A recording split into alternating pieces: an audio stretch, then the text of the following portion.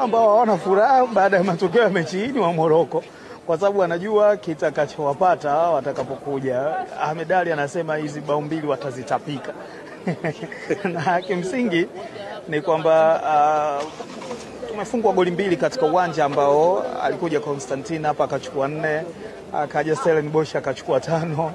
Kwa hivyo sisi hatakuwa vibaya sana, na hata ukiangalia mchezo wenyewe hata magoli tuliofungwa ni magoli ya makosa ya kibinadamu, ambayo mpira ni makosa, ni sehemu ya mchezo. Kwa hivyo mimi naamini tutajipata kwenye mchezo wa marudiano, na ndio maana wa Morocco hawana furaha. Kwa hiyo acha tuone.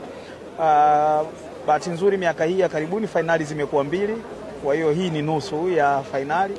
Tukienda kurudia na tukiwa na home advantage, naamini tutafanya vizuri. Hili kombe bado linachukulika.